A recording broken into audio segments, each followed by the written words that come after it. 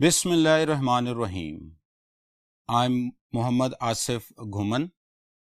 Today we are going to discuss anti-test topic agreement mistakes. Let's move to the board. जी dear students, हम अपने subject verb agreement के topic को start करते हैं. इसमें हम सेंटेंस के दो मोस्ट इंपॉर्टेंट पार्ट्स को डिस्कस करेंगे जो कि है सब्जेक्ट और वर्ब. सबसे पहले हम सब्जेक्ट को देखते हैं कि सब्जेक्ट क्या होता है. सब्जेक्ट एक ऐसे पार्ट ऑफ सेंटेंस को कहते हैं जो इंडिकेट करता है कि व्हाट इट इज अबाउट, कि ये किस चीज से मुताल्लिक है. और सेकंड ये हमें ये बताता है कि who and what performs an action, कि कौन और क्या चीज कोई एक्शन परफॉर्म कर रही है. तो ऐसे पार्ट ऑफ सेंटेंस को हम सब्जेक्ट कहते हैं. नंबर 2 हम देखते हैं कि जो सब्जेक्ट की टाइप्स कितनी होती है. सब्जेक्ट की 2 टाइप्स होती हैं, 3 टाइप्स होती हैं. सब्जेक्ट की 3 टाइप्स होती हैं. First one is simple subject, जिसमें सिर्फ वो किसी नाउन या प्रोनाउन को रेफर करता है. सेकंड कंपाउंड सब्जेक्ट, जिसमें वो 2 नाउन्स एंड से ज्वाइन करते हैं. और third one is complete subject, जिसमें कि नाउन के साथ कोई डिटर्मिनर लगा हुआ होता है. देन हम आगे चलते हैं और देखते हैं कि सब्जेक्ट को किसी सेंटेंस से फाइंड आउट कैसे किया जाता है. अब होता यूं है समटाइम्स कि सब्जेक्ट एक जगह पे होता है और वर्ब किसी दूसरी जगह पे प्लेस किया होता है. तो उस सूरत में हमें सब्जेक्ट और वर्ब को के एग्रीमेंट में कुछ डिफिकल्टी आ सकती है. तो उसके लिए हमें सबसे पहले कोई शॉर्टकट, कोई फॉर्मूला हमें तलाश करना होगा, जिससे हमें सेंटेंस को देखते ही पता चल जाए कि ये इसका सब्जेक्ट कौन सा है. तो उसके लिए आप सेंटेंस से 2 क्वेश्चंस पूछें, एक हु का और दूसरा व्हाट का. हु और व्हाट्स का जब आप क्वेश्चंस पूछेंगे तो उसके आंसर में कोई नाउन या प्रोनाउन आएगा और वो उस सेंटेंस के सब्जेक्ट होंगे. फॉर एग्जाम्पल, अगर हम यहाँ पे नीचे 2 एग्जाम्पल्स लिखी हैं, the player place on the ground. अगर हम इसमें देखें तो क्वेश्चन हम पूछते हैं और हम सब्जेक्ट फाइंड आउट करना चाहते हैं, तो हम ये देखते हैं who plays on the ground, तो हमारा आंसर आएगा प्लेयर्स. हमारा आंसर आएगा प्लेयर्स, तो ये होगा हमारा सब्जेक्ट.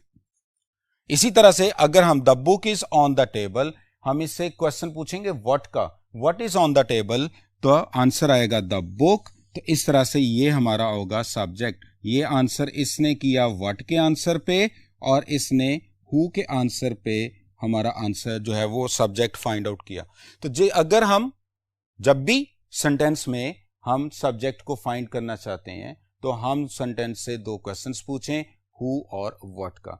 तो इसके आंसर में आने वाले वर्ड्स सब्जेक्ट होंगे. आइए अब हम नेक्स्ट बोर्ड की तरफ चलते हैं. जी, अब हम सब्जेक्ट को देखते हैं कि सब्जेक्ट, जैसे कि हम पहले डिस्कस कर चुके हैं सब्जेक्ट को फाइंड कैसे करते हैं. तो अब हम देखते हैं कि सब्जेक्ट जो है हमारे पास 2 तरह का होता है. सब्जेक्ट सिंगुलर भी होता है और सब्जेक्ट प्लूरल भी होता है. हमने अभी डिस्कस किया कि सब्जेक्ट में नाउन यूज होता है. अगर सब्जेक्ट में नाउन यूज होगा और सब्जेक्ट हमारा सिंगुलर है तो वो नाउन भी सिंगुलर होगा, जैसे कि हमने यहाँ पे बॉय लिखा है. अगर सब्जेक्ट प्लूरल होगा तो उसमें आने वाला नाउन भी प्लूरल होगा, जो कि हमने यहाँ पर बॉयज लिखा हुआ है.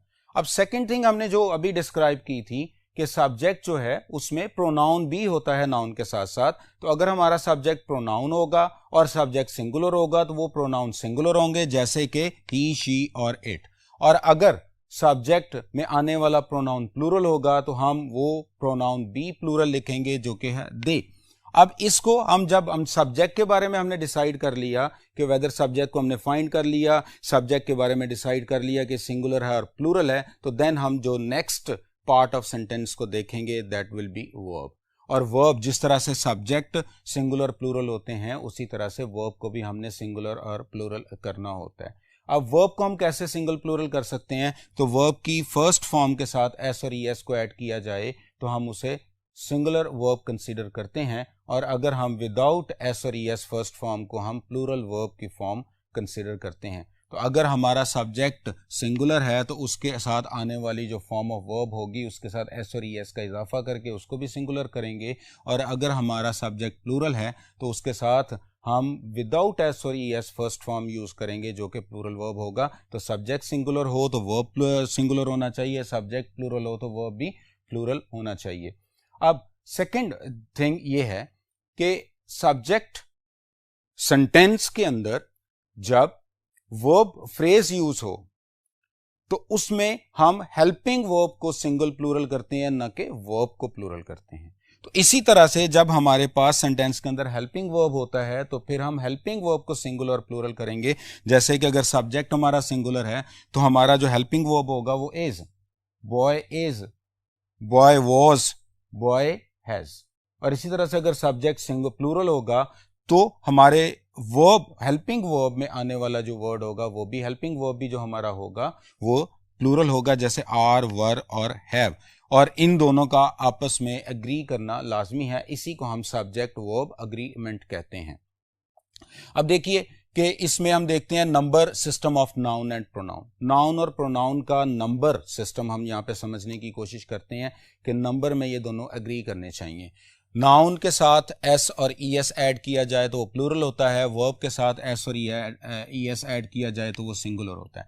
यहाँ पे एक और कॉन्सेप्ट समझना जरूरी है जिसको हम सिंगल एस कॉन्सेप्ट कहते हैं, जो कि नाउन और वर्ब चूंकि दोनों के साथ एस लगता है, इसलिए अगर तो आप नाउन के साथ एस लगाते हैं तो फिर हम वर्ब के साथ एस नहीं लगा सकते, क्योंकि नाउन को एस लगाने से नाउन प्लूरल होगा तो वर्ब विदाउट एस प्लूरल होता है। इसलिए तो आपने एग्रीमेंट रूल के मुताबिक हम नाउन और वर्ब को same plural to plural, singular to singular रखते हैं। इसी तरह से अगर हम वर्ब के साथ एस ऐड करते हैं तो फिर हम नाउन के साथ एस ऐड नहीं करेंगे, क्योंकि नाउन विदाउट एस सिंगुलर होता है और वर्ब एस लेकर सिंगुलर होता है। तो इसको सिंगल एस कॉन्सेप्ट कहते हैं इन एग्रीमेंट मिस्टेक्स और in number system of noun and pronoun. For example अगर हम यहाँ पे एग्जाम्पल देखें तो ये हमारे पास जो है सब्जेक्ट हु रन्स फास्ट चीता, हु से हमने सब्जेक्ट फाइंड कर लिया। अब ये हमारा सब्जेक्ट है और ये सिंगुलर है, अब हमारे पास जो रन्स है ये वर्ब है। अब वर्ब अगर ये सिंगुलर है तो हमारा ये वाला वर्ब भी सिंगुलर होना चाहिए। अगर हम एस यहां पे लगाते हैं तो ये गलत हो जाएगा क्योंकि ये प्लूरल है, इसलिए अब हम एस सिर्फ वर्ब के साथ लगा सकते हैं, इसको सिंगल एस कंसेप्ट कहते हैं। अगर हम यहां पे देखें हु रन्स फास्ट तो हमारे पास जो अब सब्जेक्ट आएगा वो चीताज है जो कि प्लूरल है।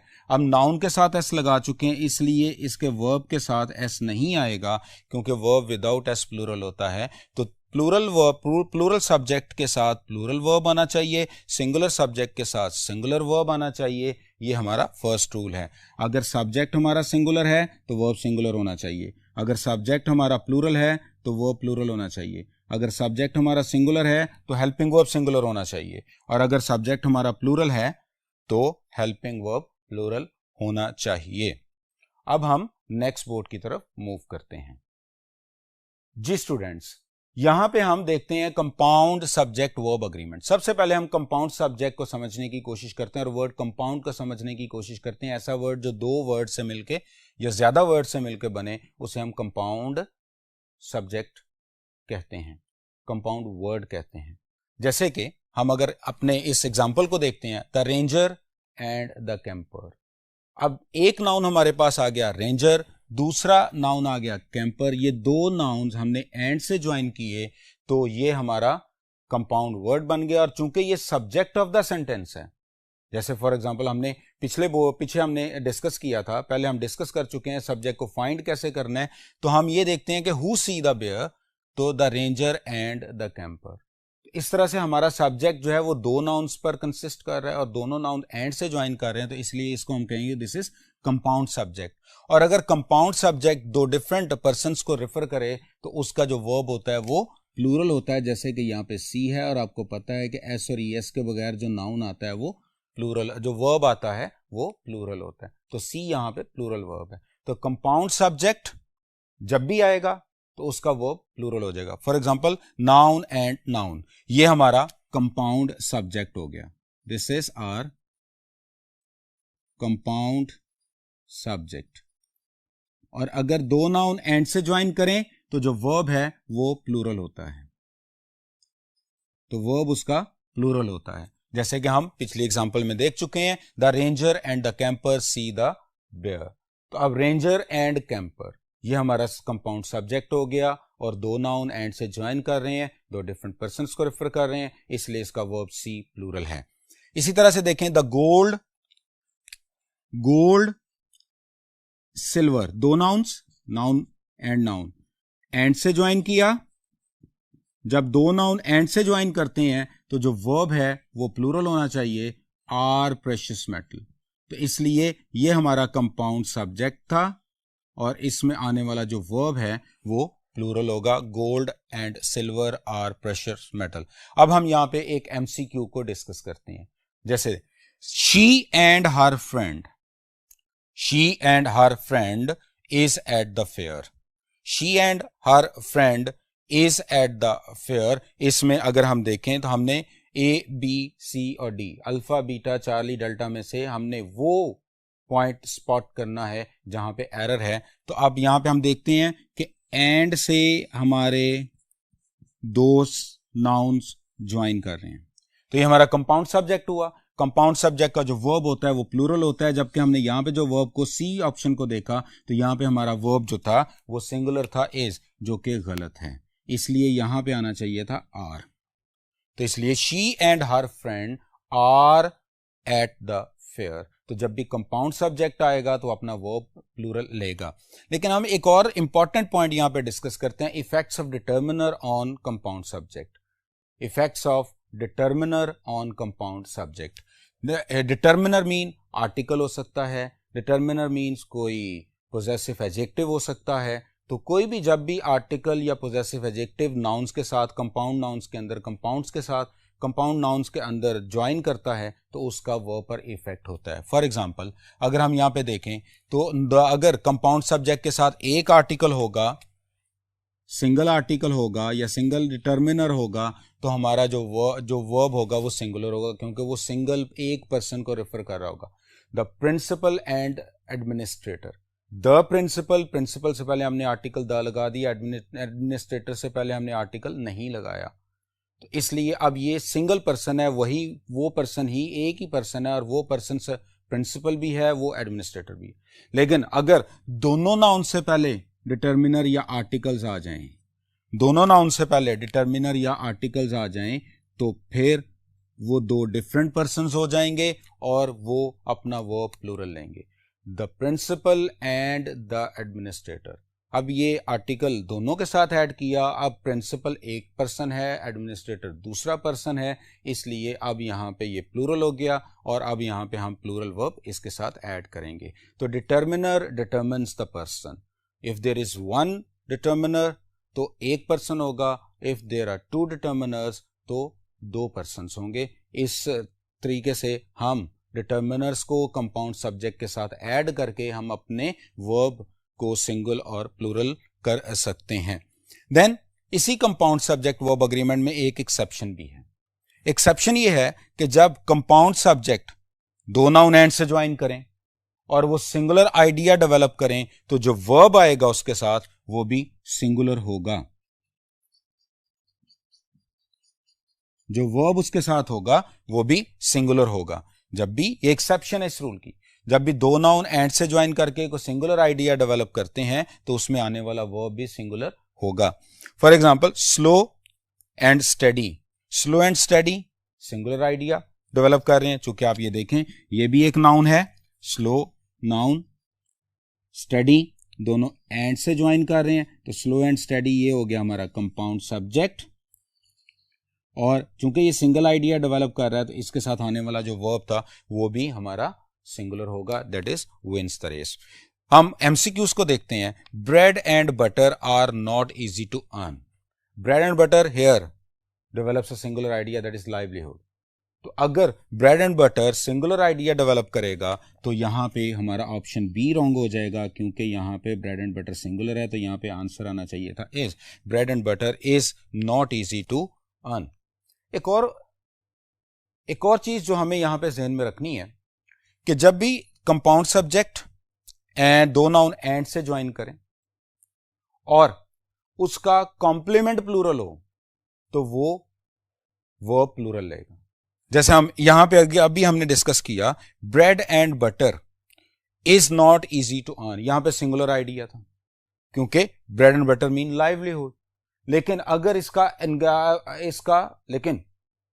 लेकिन अगर इसका हम कॉम्प्लीमेंट प्लूरल कर दें, bread and butter are my favourite ingredients in breakfast, तो अब यहाँ पे जो कॉम्प्लीमेंट में इंग्रेडिएंट्स प्लूरल है उसकी वजह से अब यहाँ पे हमें आर लिखना पड़ेगा, न कि इज लिखना पड़ेगा। तो अगर bread and butter singular idea develop करें तो वो सिंगुलर वर्ब लेंगे, और अगर एंड से दो नाउन ज्वाइन करें और वो उनका कॉम्प्लीमेंट प्लूरल हो तो वो अपना वर्ब प्लूरल लेंगे। अब हम नेक्स्ट बोर्ड की तरफ मूव करते हैं। जी स्टूडेंट्स, यहां पे हम देखते हैं सब्जेक्ट वन वर्ब अग्रीमेंट, हमारा नेक्स्ट रूल है।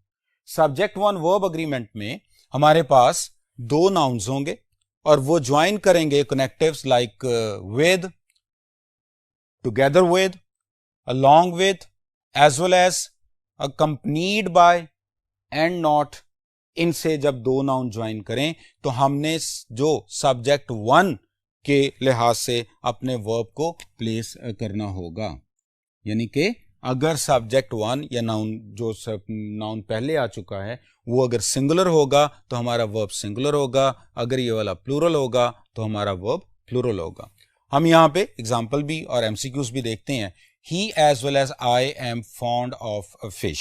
ये सेंटेंस को अगर देखें तो हमारे पास ये ही एक प्रोनाउन सब्जेक्ट है, दूसरा I एक प्रोनाउन सब्जेक्ट है और दोनों ज्वाइन कर रहे हैं as well as से।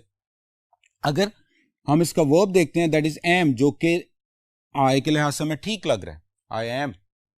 लेकिन जब हम सब्जेक्ट वन वर्ब अग्रीमेंट के फॉर्मूला को देखते हैं तो फिर हम एज वेल एज से पहले वाले सब्जेक्ट नाउन और प्रोनाउन को देखेंगे जो कि ही है, और ही के लिहाज से जो एम है वो रॉन्ग हो जाएगा। इसलिए यहां पे हमें एम की बजाय इज आना चाहिए था।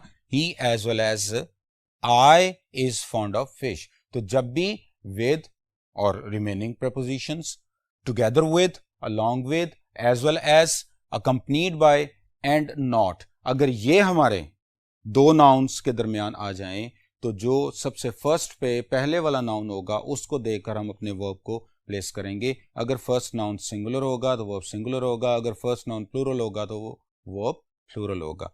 नेक्स्ट हम देखते हैं एक और इंपॉर्टेंट पॉइंट को, phrase and clause between subject and verb, कि जब भी सब्जेक्ट और वर्ब के दरमियान में कोई फ्रेज और क्लॉज आ जाए तो उसका सब्जेक्ट और वर्ब पर कोई इफेक्ट नहीं होता। फॉर एग्जाम्पल अगर हम देखें the boy on the field play soccer, who play soccer, the boy, तो हमारा सब्जेक्ट हो गया बॉय।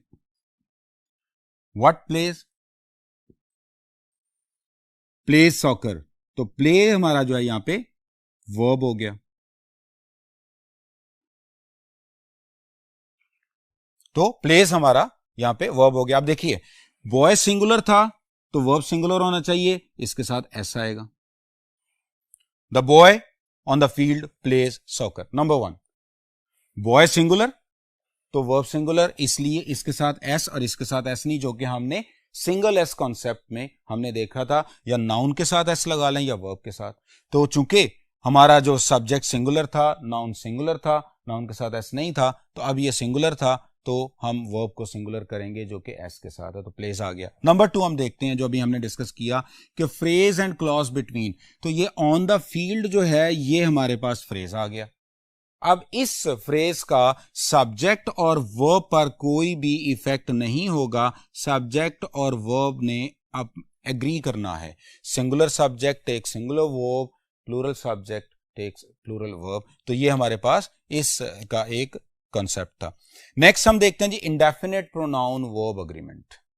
इंडेफिनेट प्रोनाउन को हम तीन कैटेगरीज में डिवाइड करते हैं। ये निमोनिक्स है जो हम जिसके थ्रू हम पूरा इंडेफिनेट प्रोनाउन को सीखने की कोशिश करते हैं और उसका वर्ब के साथ जो अग्रीमेंट है उसको भी देखते हैं। तो सबसे पहले हम इंडेफिनेट प्रोनाउन को हम तीन कैटेगरीज में डिवाइड किया। एक है सैनम, SANAM।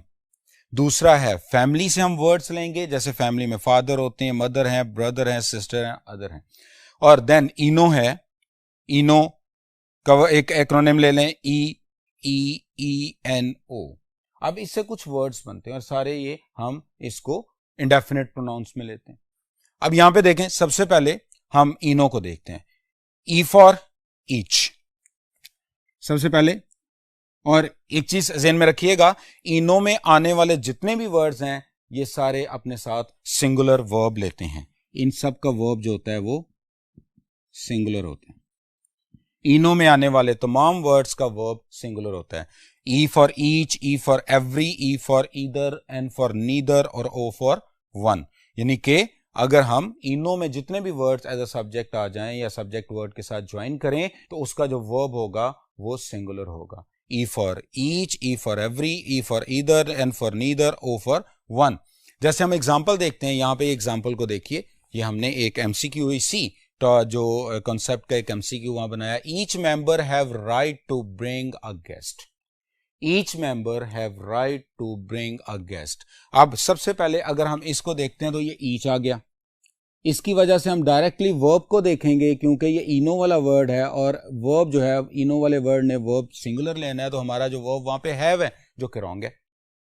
तो इनो वाले वर्ड्स अपने साथ सिंगुलर वर्ब लेते हैं, तो इसलिए ए ऑप्शन हमारी जो है वो यहाँ पे रॉन्ग है और यही हमारा आंसर है। यहाँ पे हैव की बजाय हैज आना चाहिए था।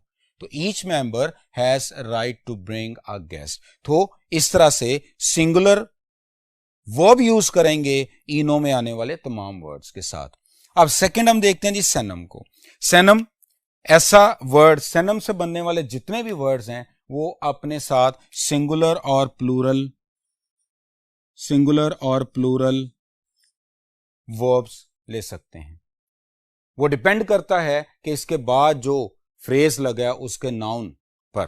अगर इन वर्ड्स के, सेनम वाले वर्ड्स के बाद आने वाला नाउन प्लूरल होगा तो वो प्लूरल होगा। अगर इनके बाद आने वाला वर्ड सिंगुलर होगा, नाउन सिंगुलर होगा, तो वर्ब सिंगुलर होगा। उनमें कौन कौन से वर्ड्स हैं जी? सबसे पहले some, A for any, N for no और none, A for all, M for most. इनके बाद आने वाले नाउन्स को हम चेक करेंगे। अगर इनके बाद आने वाले नाउन्स को चेक करेंगे, अगर ये नाउन सिंगुलर होगा तो वर्ब सिंगुलर होगा, अगर ये नाउन प्लूरल होगा तो वर्ब प्लूरल होगा। तो सेनम अपने बाद आने वाले नाउन को फोकस करता है। अगर सेनम के बाद आने वाला नाउन प्लूरल है तो वो प्लूरल होगा, अगर नाउन सिंगुलर है तो वो सिंगुलर होगा। फॉर एग्जाम्पल हम यहां पे देखते हैं, most of the rules applies to me then to you. Most of the rules applies to me then to you. अब अगर हम यहां पे सेनम का रूल लगाएं तो यहां पे है मोस्ट, और मोस्ट अपने बाद आने वाले नाउन को फॉलो करते हैं। तो अगर हम मोस्ट के बाद जो नाउन है वो है रूल्स, और रूल्स प्लूरल है, रूल्स प्लूरल है। तो अब अगर हमारा जो नाउन यहां पे प्लूरल है तो वर्ब भी प्लूरल होना चाहिए। तो अप्लाइज रॉन्ग हो गया, यहां पे अप्लाइज की बजाय अप्लाई आना चाहिए था। तो ये हमारा आंसर होगा और हम बी ऑप्शन को यहां पे टिक करेंगे, बी बबल को फिल करेंगे। तो यहां पे देखिए कि मोस्ट ऑफ द रूल्स, अगर हम कहते हैं मोस्ट ऑफ द रूल, अगर सिंगुलर होता, most of the class is, most of the students are, तो अब मोस्ट सेनम में आता है और सेनम ने अपने बाद आने वाले तमाम नाउन्स को फॉलो करना होता है। अगर नाउन्स प्लूरल होंगे तो वो प्लूरल होगा, अगर नाउन्स सिंगुलर होंगे तो वो सिंगुलर होगा। नेक्स्ट हम देखते हैं जी फैमिली मेंबर्स से जो हमने वर्ड बनाए। सबसे पहले फादर है घर में, फादर, और फादर से हमने वर्ड लिया फ्यू, फादर के एफ से हमने वर्ड बनाया फ्यू, मदर के एम से हमने वर्ड लिया मैनी, ब्रदर के बी से वर्ड लिया बोथ, सिस्टर के एस से हमने वर्ड बनाया सेवरल, और अदर्स ओ से, और अदर्स से हमने ओ लिया और उसे अदर्स। अब फैमिली में आने वाले जितने भी वर्ड्स होंगे वो अपने साथ सारे प्लूरल वर्ब लेंगे। फॉर एग्जाम्पल हम यहां पे देखते हैं, few reads well at such a young age, few reads well at such a young age. अब फ्यू जो है वो हमारे पास फैमिली में, और फैमिली में आने वाले तमाम जो वर्ड्स होते हैं वो अपने साथ प्लूरल वर्ब लेते हैं। तो जब हम इस वर्ड को चेक करते हैं तो फ्यू के बाद जो वर्ब लगा हुआ है वो रीड्स है, और आपको पता है जिस वर्ड के साथ एस लगा होगा वो सिंगुलर होगा, तो इसलिए रीड्स यहाँ पे सिंगुलर है। और हमारा जो आंसर भी ये है, तो हमारा यहाँ पे रीड्स नहीं होना चाहिए था, यहाँ पे हमारे रीड आना चाहिए था। Few read well at such a young age. तो इस तरह से हमने इंडेफिनेट प्रोनाउन वर्ब अग्रीमेंट को भी देखा, जिसमें हमने 3 निमोनिक्स बनाए, और उनके थ्रू कंप्लीट इंडेफिनिट प्रोनाउन को हमने समझा। और वो निमोनिक्स कौन थे? सैनम। सैनम अपने बाद आने वाले नाउन को फॉलो करता है। सैनम में some, any, no and none, all और मोस्ट। इसके बाद नाउन को चेक करें, नाउन प्लूरल है तो वो प्लूरल होगा, नाउन सिंगुलर है तो वो सिंगुलर होगा। देन फैमिली है, फैमिली से बनने वाले तमाम वर्ड्स प्लूरल वर्ब लेते हैं। फिर इनो है और इनो से बनने वाले तमाम वर्ड्स अपने साथ सिंगुलर वर्ब लेते हैं। उम्मीद है डियर स्टूडेंट्स आपको इंडेफिनिट प्रोनाउन का कंसेप्ट समझ आ गया होगा। आइए अब हम बोर्ड को रिमूव करते हैं और अपने लेक्चर को आगे बढ़ाते हैं।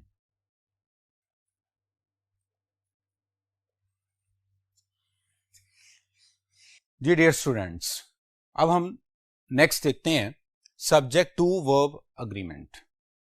इसको हम नियरेस्ट सब्जेक्ट वर्ब अग्रीमेंट भी कह सकते हैं। इसमें अगर हम देखें कि जब दो नाउन्स और, नॉर, नीदर, नॉर, ईदर और, not only but also say जब दो नाउन ज्वाइन करें तो वो जो नियरेस्ट सब्जेक्ट होगा उसके अकॉर्डिंग लगाया जाएगा, जिसको हम सब्जेक्ट टू भी कहते हैं। बट हम इसको नियरेस्ट सब्जेक्ट वर्ब अग्रीमेंट कहेंगे। अगर ये वाला नाउन सिंगुलर होगा तो वर्ब हमारा सिंगुलर होगा, अगर ये नाउन प्लूरल होगा तो वर्ब हमारा प्लूरल होगा। तो इस तरीके से जब भी और, नॉर, नीदर नॉर, ईदर और, नॉट ओनली बट ऑल्सो दो नाउन्स के दरमियान में आ जाए तो जो वर्ब के नियरेस्ट नाउन होगा आप उसको फॉलो करेंगे। अगर वो नाउन प्लूरल है तो वो प्लूरल कर दीजिएगा, अगर वो नाउन सिंगुलर है तो वो सिंगुलर कर दीजिएगा। For example you and you, for example you nor I am to blame. इस एग्जाम्पल को देखते हैं कि इसमें नॉर ने दो प्रोनाउंस को ज्वाइन किया, वर्ब हमारा एम। अगर हम देखें तो नॉर की वजह से हमारे पास जो सेकंड सब्जेक्ट है वो आई है और वर्ब के नियरेस्ट भी आई है, इसलिए आई एम है। और अगर हम अपने एमसीक्यूज को देखते हैं, एमसीक्यू को देखते हैं, not only her books but also her watch were stolen. अब हमारा वर्ब है वर, डी ऑप्शन वर हमारा वर्ब है। हमने देखना है कि क्या ये वर करेक्ट है या इनकरेक्ट है, तो हमें हेल्प करेगा not only but also. Not only और बट ऑल्सो में हम नियरेस्ट सब्जेक्ट के वर्ब के नियरेस्ट सब्जेक्ट को फॉलो करते हैं और नियरेस्ट सब्जेक्ट है हर वॉच। तो जब हमने वॉच को देखा तो वॉच सिंगुलर थी,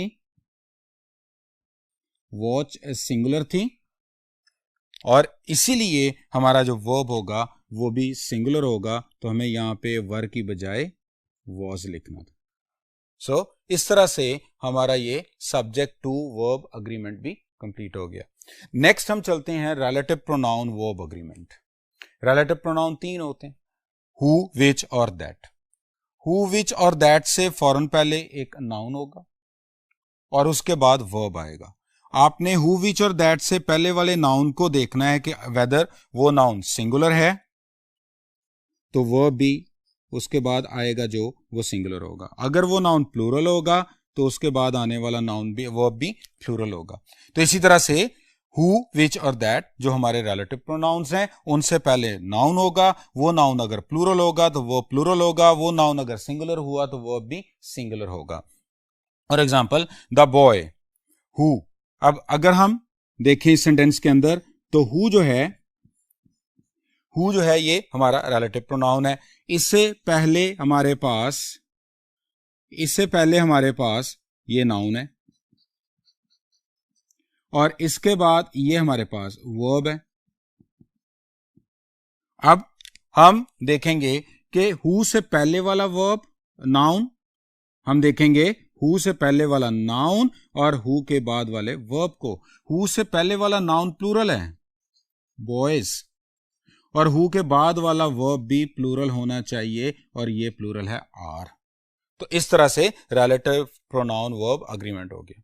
इसी तरह से अगर हम ये देखें कि ये हमारा जो एमसीक्यू है इसको देखते हैं, it is I who is helping you. Underline 4 words हैं। इसमें सबसे पहले हम चलते हैं अपने रिलेटिव प्रोनाउन पे, वो है हु से पहले देखें दैट इज आई और हु के बाद वर्ब को देखें दैट इज क्या I इससे मैच करेगा? नहीं, इसलिए यहां पे इस नहीं आना चाहिए, यहां पे am आना चाहिए. It is I who am helping you. तो ये डियर स्टूडेंट्स हमने देखा रिलेटिव प्रोनाउन वर्ब अग्रीमेंट. अब हम नेक्स्ट बोर्ड पे मूव करते हैं. जी डियर स्टूडेंट्स, नेक्स्ट हमारे पास है वन ऑफ वर्ब अग्रीमेंट. अगर वन ऑफ से सेंटेंस स्टार्ट हो और फिर हम उसके जो वर्ब की वेरिएशंस हैं वो देखते हैं. तो हमारे पास ये कुछ स्केच है, वो फॉर्मूला है, उसको देखते हैं कि वन ऑफ के बाद नाउन आएगा और नाउन के बाद वर्ब आएगा. तो सबसे पहले हम ये देखेंगे कि वन ऑफ के बाद जो नाउन आना है वो हमेशा प्लूरल होगा. अगर ज्यादा नाउन होंगे तो उनमें से एक. तो वन ऑफ के बाद जो नाउन होगा that will be always. So one of के बाद जो नाउन होगा वो हमेशा प्लूरल होगा और उसके बाद जो वर्ब होगा वो सिंगुलर होगा. ये हमारे पास वन ऑफ का एक फॉर्मूला आ गया. फॉर एग्जाम्पल अगर हम यहां देखें, ये हो गया जी आपके पास वन ऑफ. वन ऑफ के बाद जो नाउन आएगा वो हमेशा प्लूरल होगा. तो फ्रेंड्स यहां पे प्लूरल है, लेकिन उसके बाद जो वर्ब आना चाहिए वो सिंगुलर होना चाहिए. तो इज यहां पे सिंगुलर. तो इसी तरह से देखा, वन ऑफ के बाद नाउन हमेशा प्लूरल, वर्ब हमेशा singular. This is a formula number one of. Next, लेकिन अगर वन ऑफ के बाद नाउन ऑलवेज प्लूरल, लेकिन उसके बाद अगर आगे कोई रिलेटिव प्रोनाउन लगाओ, मैंने यहां पे हु लिखा है, यहां पे विच भी आ सकता है, दैट भी आ सकता है, एनी रिलेटिव प्रोनाउन, तो उसके बाद आने वाला जो वर्ब होगा वो प्लूरल होगा. वन ऑफ के बाद नाउन प्लूरल और नाउन के बाद अगर हु आ रहा है, विच आ रहा है या दैट आ रहा है, तो उसके बाद जो अगला वर्ब होगा वो प्लूरल होगा. For example, he is one of. One of के बाद नाउन प्लूरल और फिर आगे देखें हु आ रहा है. जब वन ऑफ के बाद हु आ जाए तो हु के बाद जो वर्ब होगा दैट मस्ट बी प्लूरल. तो ये प्लूरल वर्ब होना चाहिए. ये इसका वेरिएशन नंबर 2. नेक्स्ट हम देखते हैं कि अगर वन ऑफ से पहले द ओनली आ जाए, वन ऑफ से पहले द ओनली आ जाए, तो फिर वन ऑफ के बाद नाउन प्लूरल और नाउन के बाद अगर रिलेटिव प्रोनाउन है तो रिलेटिव प्रोनाउन के जो बाद वर्ब आएगा वो वर्ब सिंगुलर होगा. वन ऑफ के बाद नाउन प्लूरल और हु के बाद वर्ब, लेकिन अगर द ओनली आ रहा है तो फिर हु के बाद वाला वर्ब सिंगुलर होगा. हम इस एग्जांपल में देखते हैं कि हमारे पास ये है one of. This is one of. One of से पहले द ओनली भी लगा हुआ है. अब हम ये देखेंगे कि हु के बाद जो वर्ब होना चाहिए वो सिंगुलर होना चाहिए और यहां पे हमारा ये वर्ब सिंगुलर है. तो इस तरह से हमने 3 वेरिएशंस देखी. नंबर 1, वन ऑफ के बाद noun plural verb singular. Number 2, one of के बाद नाउन प्लूरल और हु के बाद वाला verb plural. Number 3, one of से पहले द ओनली वन लगा हुआ है तो देन फिर हु के बाद जो वर्ब है वो सिंगुलर हो जाएगा. तो इस तरह से वन ऑफ की ये 3 वेरिएशंस बहुत इंपॉर्टेंट है, हमें उसे बड़े केयरफुली करना पड़ेगा. नेक्स्ट हम देखते हैं जी gerund, phrase, clause as a subject. अगर सब्जेक्ट के तौर पे जेरेंड हो, फ्रेज हो, क्लॉज हो, यानी कि जेरेंड, क्लॉज और फ्रेज हमारे सब्जेक्ट के तौर पे आ जाएं तो जो वर्ब होगा या हेल्पिंग वर्ब होगा वो सिंगुलर होगा, वो सिंगुलर होगा. फॉर एग्जाम्पल आप ये देखें, running is fun. What is fun? Running. तो ये हमारा सब्जेक्ट हो गया और सब्जेक्ट ये जेरेंड है, तो इसके बाद जो वर्ब आ रहा है वो सिंगुलर है. उसके बाद हम देखते हैं थ्रू द ट्रीज, ये फ्रेज है. थ्रू द ट्रीज ये फ्रेज है और फ्रेज हमारा सब्जेक्ट है, तो वर्ब सिंगुलर हो गया. What is the quickest way? Through the trees. तो इस तरह से हमारा अगर फ्रेज एज अ सब्जेक्ट आ जाए तो verb singular, gerund as a subject आ जाए तो वर्ब सिंगुलर. हम एमसीक्यू की तरफ चलते हैं. Playing the piano in front of the crowd cause anxiety. अब अगर आप प्लेइंग से लेके क्राउड तक के इस पार्ट को देखें तो ये फ्रेज है. फ्रेज है तो इसलिए इसका जो वर्ब होगा वो सिंगुलर होना चाहिए, जबकि ये प्लूरल था तो ये हमारा आंसर बना, दैट इज कॉज लिखा हुआ था वो गलत था, तो कॉजेस आना चाहिए था। तो इस तरह से हमने ये देखा कि gerund, phrase, clause as a subject आ जाए तो वर्ब उसका सिंगुलर होता है। अब हम चलते हैं जी नेक्स्ट बोर्ड पे। जी डियर स्टूडेंट्स, नेक्स्ट हम देखते हैं distance, time period, amount, quantity अगर हमारे सब्जेक्ट के तौर पे आ जाए, यानी कि सब्जेक्ट में अमाउंट आ रही है, टाइम आ रहा है, टाइम पीरियड आ रहा है, डिस्टेंस आ रहा है, क्वांटिटी आ रही है, तो हमारा जो वर्ब होगा वो सिंगुलर होगा।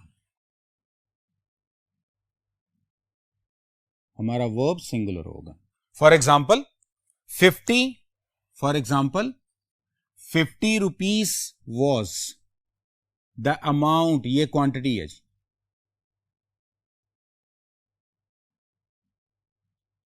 ये क्वांटिटी है। For example 50 rupees was the amount, amount यहां पे क्वांटिटी है गिवन टू हर, तो अगर क्वांटिटी हमारे पास एज अ सब्जेक्ट आ जाती है तो वर्ब सिंगुलर होगा। अगर हम अपने एमसीक्यू को देखें, 3 hours are too short a time to जज वंस करेक्टर। अब 3 hour जो है that is a time unit. अगर ये यूनिट के तौर पे आए, अगर amount, time, time period, distance, quantity अगर यूनिट के तौर पे आए तो वर्ब हमारा सिंगुलर होगा। तो यहां पे ये जो हमारा आर था ये दिस इज रॉन्ग, यहां पे इज आना चाहिए। तो ये हमारा जो पॉइंट था कि distance, time period, amount, quantity अगर यूनिट के तौर पे आती है तो जो हमारा वर्ब होगा वो सिंगुलर होगा।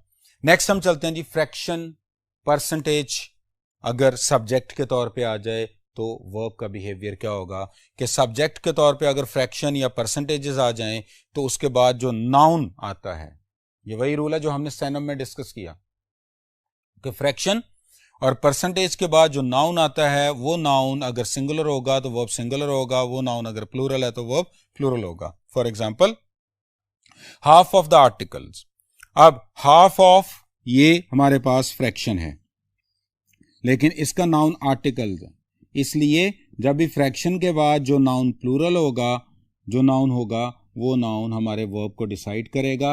अब यहाँ पे आर्टिकल प्लूरल था तो आर्टिकल्स की वजह से यहाँ पे आर बिल्कुल करेक्ट है। नेक्स्ट हम अपने एमसीक्यू को देखते हैं। Nearly 60% of the members is in the favour of this policy. Nearly 60% of the members, अब दिस इज परसेंटेज क्वेश्चन और नाउन है मेंबर्स और ये है प्लूरल। अगर ये प्लूरल है तो हमारा वर्ब भी प्लूरल होना चाहिए, जबकि हम देखें तो वर्ब हमारा सिंगुलर था, इसलिए ये रॉन्ग है और ये हमारा आंसर है, तो यहाँ पे आर आएगा। तो इसी तरह से हमने देखा कि फ्रैक्शन और परसेंटेज आ जाएं तो बिल्कुल सनम के रूल को फॉलो करते हुए इसके बाद आने वाले नाउन को देखते हैं। नाउन अगर प्लूरल होगा तो वो प्लूरल कर दीजिएगा, नाउन सिंगुलर होगा तो वो सिंगुलर कर दीजिएगा। ओके जी, अब हम चलते हैं नेक्स्ट बोर्ड की तरफ। जी dear students, expression number of और इसका वर्ब पर इफेक्ट देखते हैं। अगर नंबर ऑफ आ जाए सेंटेंस में तो नंबर ऑफ से पहले हमने आर्टिकल को फॉलो करना होता है। अगर नंबर ऑफ से पहले द आर्टिकल आ जाए तो उसका वर्ब सिंगुलर होगा, और नंबर ऑफ से पहले अगर article a, indefinite article a या एन आ जाए तो उसका जो वर्ब होगा वो प्लूरल हो जाएगा। For example the number of reasons, for the number of है और इससे पहले आर्टिकल द लगा हुआ है। नंबर ऑफ रीजन्स, द लगा हुआ है इसलिए यहां पे वर्ब सिंगुलर हो जाएगा। और अगर नंबर ऑफ से पहले आर्टिकल इंडेफिनेट हो यानी कि ए और एन हो तो फिर हम वर्ब जो है वो प्लूरल कर देते हैं। अपने एमसीक्यू को देखते हैं कि the number of objections were raised against the proposal. The number of objections were raised against the proposal। अगर हम यहां पे देखें तो हमारे पास नंबर ऑफ है, नंबर ऑफ से पहले हमने आर्टिकल को देखा, आर्टिकल हमारा दी था, तो इसका मतलब है कि वर्ब सिंगुलर होना चाहिए। जब हमने वर्ब को फॉलो किया तो वर्ब प्लूरल निकला, इसका मतलब है कि हमारा बी ऑप्शन हमारा आंसर है, यहां पे वर की जगह पे वॉज आना चाहिए। तो इस तरह से हमने नंबर ऑफ वाले एक्सप्रेशन का वर्ब पर इफेक्ट भी पढ़ लिया। अब हम नेक्स्ट देखते हैं, दैट इज मेजॉरिटी अगर आ जाए मेजॉरिटी वर्ड अगर सब्जेक्ट के तौर पे आ जाए तो उसका वर्ब पे क्या इफेक्ट होगा। मेजॉरिटी दो तरह से आएगी। मेजॉरिटी या तो मेजॉरिटी के बाद ऑफ और फिर नाउन आएगा, या मेजॉरिटी के बाद नाउन नहीं आएगा, डायरेक्ट वर्ब आ जाएगा। अगर तो मेजॉरिटी के बाद वर्ब आ रहा है तो वो वर्ब हमेशा सिंगुलर होगा। अगर मेजॉरिटी के बाद वर्ब आ रहा है तो वो वर्ब हमेशा सिंगुलर होगा। जैसे देखें तो the majority holds, the majority holds, यहाँ पे एस लगाएंगे तो वर्ब सिंगुलर हो जाएगा, क्योंकि द मेजॉरिटी जो है ये अपने बाद वर्ब सिंगुलर लेती है। तो the majority holds no strong views. लेकिन अगर मेजॉरिटी के बाद ऑफ आता है तो फिर ये सनम वाले रूल को फॉलो करता है, यानी कि अगर मेजॉरिटी के बाद ऑफ आ जाए तो फिर सनम वाला रूल आपने अप्लाई करना है। मीन कि इसके बाद आने वाला नाउन डिसाइड करेगा कि नाउन प्लूरल है तो वो प्लूरल हो जाएगा, नाउन सिंगुलर है तो सिंगुलर हो जाएगा। फॉर एग्जांपल आप यहां पे देखें कि मेजॉरिटी इसके बाद ऑफ आ रहा है, तो अब इसके बाद हम नाउन को देखेंगे। नाउन है कनेडियंस, तो अब कनेडियंस, अब मेजॉरिटी की बजाय हम कनेडियंस को देखेंगे। कनेडियंस प्लूरल है तो वो प्लूरल हो रहा है, तो यहाँ पे हैव आ रहा है। तो इस तरह से हमने देखा कि मेजॉरिटी जो है अपने बाद आने वाले नाउन को भी फॉलो करती है। जब मेजॉरिटी के बाद ऑफ आ जाए और उसके बाद नाउन आए, और मेजॉरिटी के बाद डायरेक्ट वर्ब आ रहा है तो वर्ब सिंगुलर होता है। हम एमसीक्यू को देखते हैं। A small majority indicate, majority के फौरन बाद वर्ब आ रहा है, डायरेक्ट वर्ब आ रहा है, तो इसका मतलब है कि यहाँ पे ऑफ और नाउन नहीं है, डायरेक्ट वर्ब है, तो वर्ब सिंगुलर होना चाहिए था। तो यहाँ पे इंडिकेट्स होता तो ये ठीक होता, जबकि इंडिकेट यहाँ पे गलत है। तो इस तरह से हमने मेजॉरिटी का वर्ब के साथ जो एग्रीमेंट था वो भी हमने देख लिया। अब हम आगे देखते हैं इन्वर्जन को। इन्वर्जन में ऐसा होता